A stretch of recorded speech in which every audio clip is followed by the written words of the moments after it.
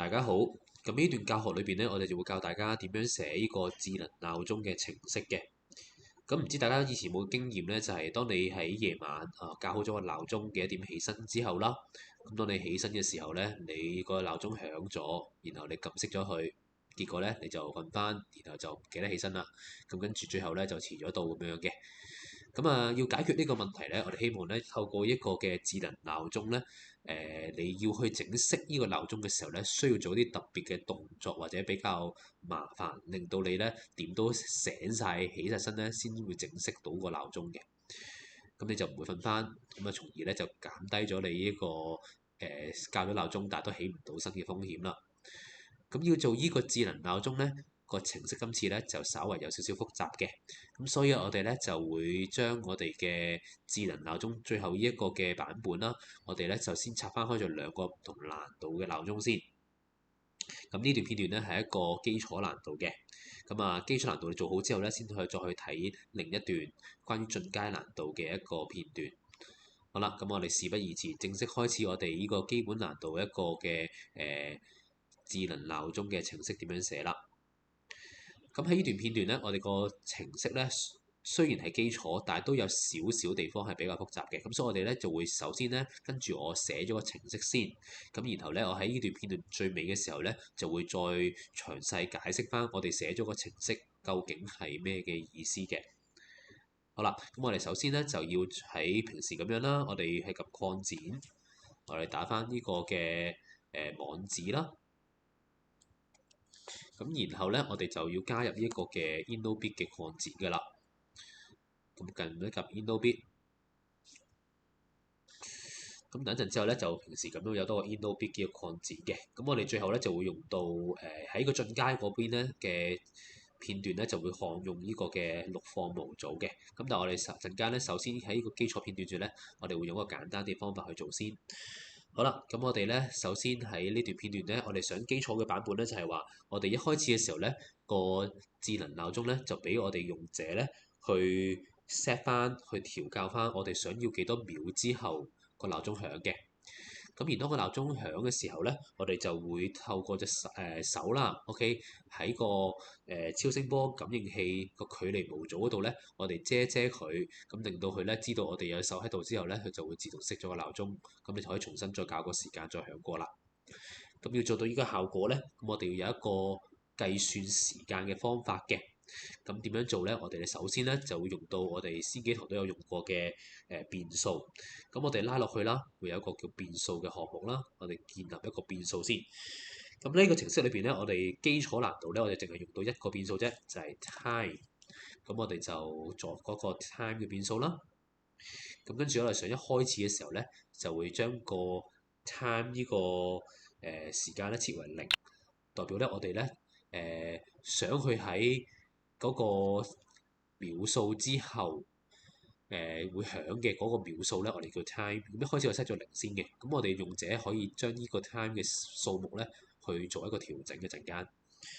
好啦，通常我哋咧就確保個運作順利啦個程式，咁我哋加多個符號俾佢啦。咁喺度，譬如加一個 tick 符號俾佢，就純粹代表咗個程式咧運行到呢度咧順利嘅，仲係。好啦，咁頭先講過啦，我哋咧就需要撳掣去咧俾個用者咧令到佢可以調整呢個 time 嘅變數嘅數值嘅。呢個秒數我哋點樣調整咧？咁我就想咧撳個 A 掣咧同撳個 B 掣去控制佢嘅。當我撳個 A 掣嘅時候，我就想呢個時間咧增加10，咁我就喺個變數度啦，變數 time 改變，然後將呢個數值咧調整為10，跟住咧再顯示翻個基礎，顯示翻呢個最新變完嘅嗰個數值 time 出嚟，咁就喺個變數度拉呢個 time 嘅呢個數值落去呢個位。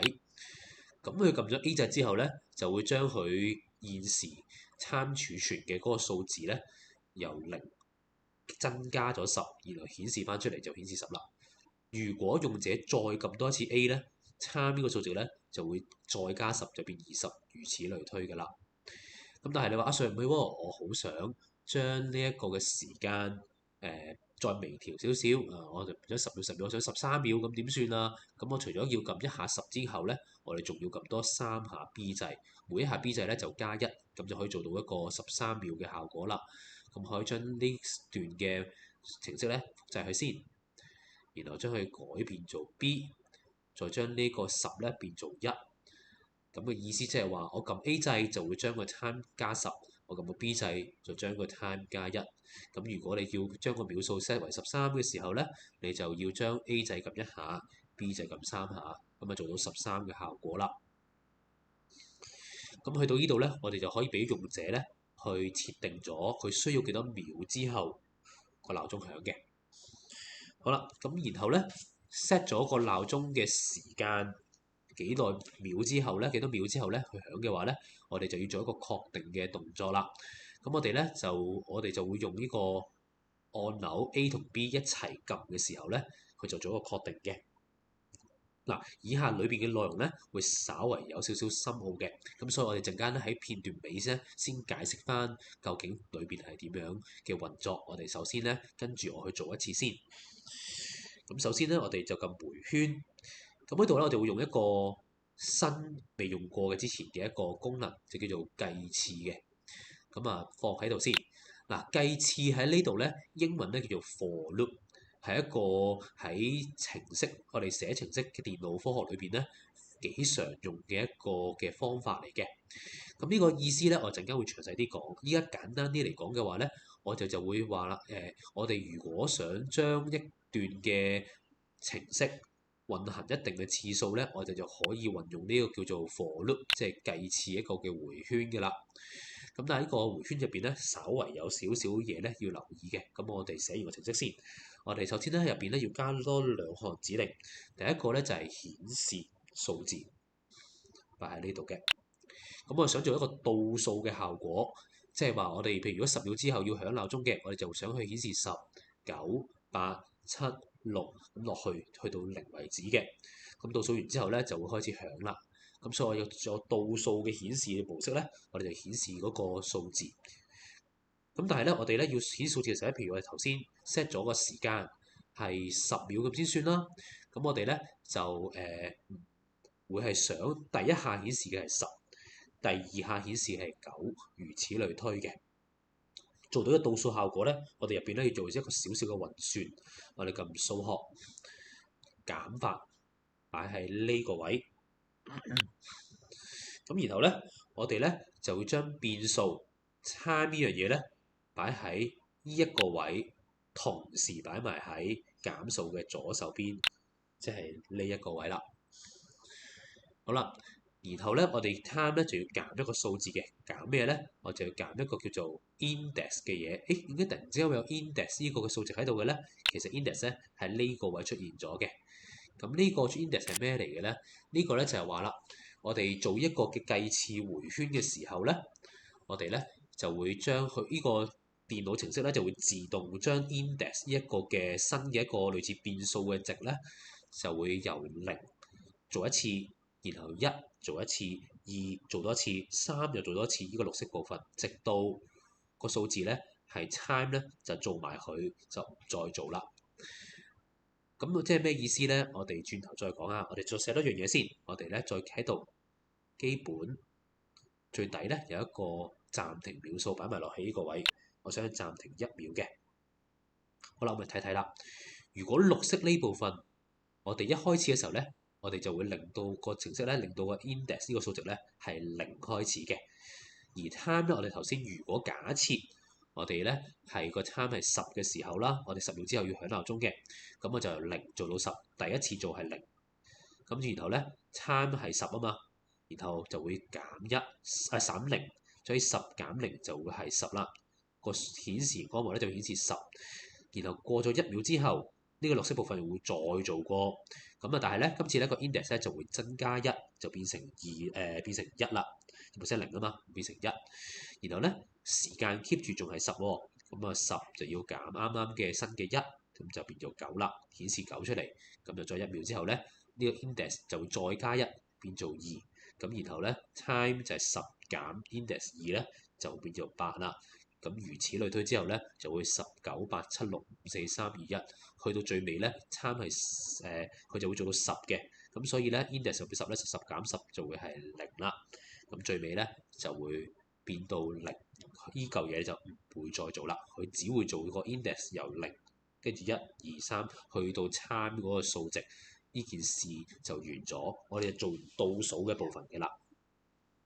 咁如果你話啱啱我講嘅嘢稍為有啲難明嘅話咧，我最尾都會有一個嘅方法咧，去教大家點樣去認識深入啲一啲嘅。好啦，咁我哋咧首先咧做好呢度倒數嘅部分咧，我哋就開始要響鬧鐘咯喎。咁啊響鬧鐘咧，我通常就會中意咧整多個符號，話我依家要響啦，咁啊跟住先正式響嘅。咁我哋咧喺個基礎嘅難度嘅程式裏邊咧，我哋咧就首先就想會用翻 Microbit 第2代嘅嗰個聲音播放嘅功能咧，去做一個響鈴嘅，佢一個鬧響鬧嘅一個功能嘅。我哋首先撳音效落少少，咁有一個叫做 Play Melody。咁我哋就拉落嚟擺喺呢個位，呢度咧就叫 Looping in Background。然後呢度有好多首唔同嘅歌嘅，咁我隨便揀首啦。咁啊有叫做 Ringtone 咁樣樣，咁我就揀 Ringtone 啦。咁呢度咧就會係我哋倒數完之後啦，咁咧佢就會顯示呢個音樂嘅符號，然後就會開始響鬧噶啦。咁啊不斷 loop 住嚟響嘅，即係話佢會不斷重複喺度播放，直到有另外嘅指示嘅。咩叫另外指示咧？即係我哋會有一個話俾佢聽要停止播放嘅一個熄鬧鐘嘅一個功能啦。咁要做呢個效果咧，頭先我哋就話啦，呢個基礎嘅程式裏邊咧，我哋就會透過個嘅距離嘅模組啦，我哋就擺隻手喺佢前邊，當佢見到隻手嘅時候咧，佢就要停啦。咁要做到呢個效果咧，我哋就要不斷去 check 住，去檢查住嗰個距離究竟會無啦啦係少咗嘅。少咗嘅話咧，我哋就需要去做翻個停止響鬧嘅操作。咁所以咧，我哋喺無限重複無限次嗰度咧，就不斷去檢查啦。咁我哋撳邏輯，如果那麼擺喺度檢查啲乜嘢啊？咁我哋檢查咧，究竟我哋嗰個距離咧係唔係大過或者細過一個數噶啦？咁我哋咧就要喺邏輯裏邊做一個比較嘅，咪拉呢個細過嘅小於嘅一個部分出嚟。我哋咧就要度個距離啊嘛，我哋 InnoBit 拉落少少，由超聲波感應器距離 cm 厘米擺落去呢個位。嗱，如果我哋喺超聲波感應器前面嗰個距離咧係少過，譬如係6 cm，咁我又改6啦。咁嘅話咧，即係代表有隻手咧喺個感應器前邊路過啦咁樣樣。咁我哋咧就要上去熄咗嗰個嘅音效啦。咁要熄個音效咧，就喺呢一個如果入邊咧，就放翻熄個音效。我哋撳音效放落少少，有一個叫做停止播放所有音效嘅，我哋拉出嚟擺喺呢個位。咁當隻手擺近嗰個超聲波感應器模組嘅時候咧，佢就會停晒所有聲音噶啦。咁就完成咗我哋呢一個嘅停止響鬧嘅功能。咁但係咧，我哋就想呢個功能完咗之後咧，就將成件事啦，成個程式咧還原翻到最開頭嘅時候嘅。所以呢兩件事咧，我就想咧複製翻出嚟，擺翻落去呢一個位置。咁即係話停止音效之後咧，我哋就會再將呢個嘅程序咧，將個時間變翻做0，變翻一開頭嗰個狀態。咁個用家咧就可以繼續完咗之後，可以撳 A 掣加10秒，B 掣加1秒，然後咧就撳 A、B 掣一齊咧，撳嘅時候咧就可以做到倒數，再響鬧，再等佢停止個音效啦。咁成個流程咧就可以做完，咁我就完成咗呢一個嘅基礎難度嘅程序啦。咁跟住嚟咧，我哋就會介紹翻一啲細緻嘅位，去解釋一下究竟呢啲複雜嘅部分咧係咩嘅意思嘅。好，咁睇睇先。咁我哋咧一開始嘅時候咧，就喺個程序度啦，咁你會見到咧，我哋有一個變數，將個變數 time 咧設為零，咁啊純粹咧有一個變數咧去 keep 住去儲存，究竟嗰個用者輸入緊啲乜嘢嘅時間，要個響鬧裝置咧幾多秒之後去響嘅。好啦，跟住剔咗之後就可以開始下一部分。咁我哋 A 同 B 嗰部分我就唔解釋啦，因為佢比較簡單。總之就純粹將嗰個嘅 time 咧加時間。咁我哋一加完時間之後，我會撳 A 同 B 咧一齊撳咧去做一個確認，咁就開始咗個倒數嘅一個情況嘅。咁呢個綠色部分啦，頭先講嘅計次，即係英文嘅 for loop 呢個綠色部分咧，咁咧就會係做運作啦。咁呢個部分咧功能上就係做一個倒數嘅。咁點做一個倒數咧？咁我哋頭先咧就口頭解釋一個，我哋依家再用一個簡單啲嘅例子去示範一下嘅。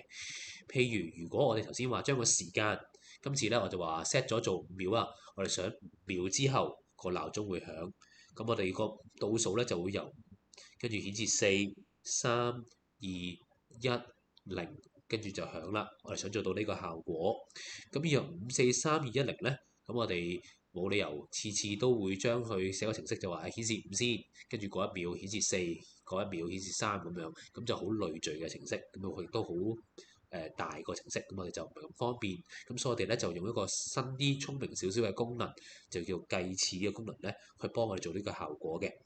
咁如果用家我哋撳咗5次 B 掣，我哋令到個 time 咧變成5啦，我哋確認咗之後咧，呢個部分開始運作。咁我哋 index 呢一個嘅變數咧，一開始嘅時候會係0開始數起嘅。咁我哋0開始數起嘅話咧，我哋呢一個 index 係0，但係 time 咧，我哋頭先用者已經 set 咗做5噶啦。呢個數值咧，頭先由頭到尾都冇要去變過，咁所以咧就 keep 住全程都會係5嘅。咁然後我哋 time 係我哋 index 係一開始嘅時候咧，呢個迴圈一開始嘅時候 index 咧會由0開始數0，所以就係減0，得出嚟嘅答案就會係5。咁所以咧嗰個嘅熒光幕咧就會顯示呢個數字。過咗1秒之後，呢個迴圈咧會重新再做過。不過今次咧 index 就會另外會係加1㗎啦。index 加1之後咧，佢就會由0變1。然後 time keep 住都仲係冇改變嘅，5減1就會得到4，我就會顯示4呢個數字出嚟啦。過1秒之後 index 就會由1變2，2咧我哋 time 就 index 係2，5減2就係3，顯示3就變3啦。過1秒就 index 又再加1，就由2變3，咁呢個 time 咧就會係再減 index 3就會係2啦，咁顯示2出嚟，再過1秒咧，呢個就會變4，咁然後咧 time keep 住係5減4就會係變1，顯示個1出嚟，到最尾啦，會去到5咯喎。點解係5咧？因為 time 咧頭先 set 咗做5嘅，最多呢個迴圈都只會做到 index 係由0去到 time，即係啱啱 set 嘅呢個數字度。咁當然啦，如果時間要 set 多啲嘅，佢就會做多幾次。咁但係我哋頭先就話啦，我個例子就係 time 係5嘅，所以 index 就做到就唔會再做下一次噶啦，就冇6噶啦。好啦 ，time 係5，index 喺呢一次迴圈咧都仲係5減5咧就會係0，顯示0啦。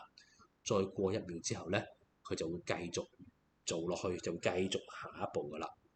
咁下一步咧，你睇翻咧。